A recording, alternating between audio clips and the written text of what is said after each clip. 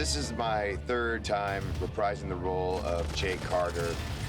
Sergeant in the Marines, 2 tours in Afghanistan, Bronze Star, and now you're an EMT. And every time I come to a set where you have to be a Marine, you want to make it as authentic as you possibly can. I got more guns coming!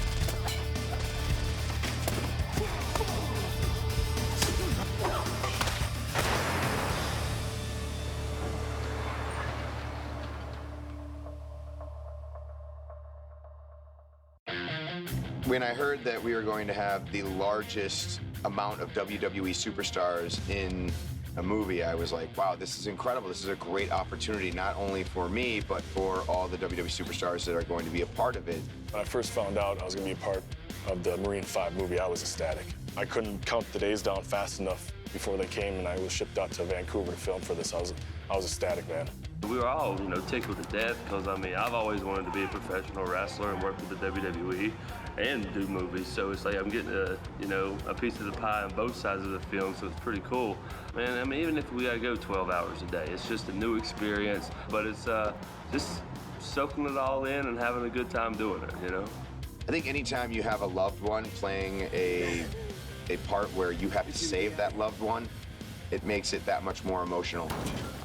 Working with my husband, we known each other for over a decade, but when it comes to playing that type of scene, I can't rehearse it too much because it just brings out so much emotions out of me. Look at me, look at me, look at me. A lot of people think that acting is easy and, oh, you just get on set and you point a camera at the guy and no, you have to do this, all the way around. There'll be a camera in front of you and then we got to switch all the lighting and everything around focus to do in back of you. So there will be so many times that you can do it so you can actually play with whatever you want to do. One thing before we even got out to Vancouver was I wanted to have a read-through. And luckily we did it at a SmackDown where I found a room that we all could get in and we could do a read-through of the entire script.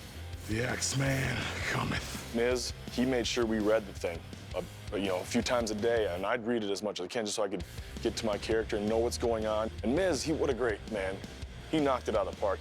He definitely made a good example for us. Just how hard he worked, prepared himself. Miz was very helpful, even on the days that I was really nervous, and he was very supportive, very helpful, and honestly, I think one of the main reasons I did as well as I did was because I had him there. He just was there telling us his experiences and, stuff that we need to look out for and just things like that, just giving us the heads up like any good friend would. Like with the fight scenes, it's like a dance. I was like 1 and 2 and 3 and 4 and do this, and it's just different, It was always a dream of mine to do a movie, and of course, if I ever had the opportunity to do a movie, I wanted to be an action movie and I wanted to do a fight scene. In a lot of my scenes, I like them to be physical. I like them to be gritty and dirty and nasty and kill or be killed.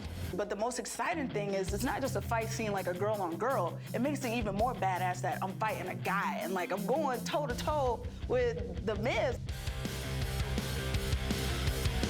And to have her playing the part that she's playing is perfect for me because that's one of those moments where, Jake Carter has to be at his best because that's exactly what happens when you're at war. He's not necessarily flashy at all. It's just gritty and hardcore because that's the way he was trained. And that's kind of the way Jake Carter fights.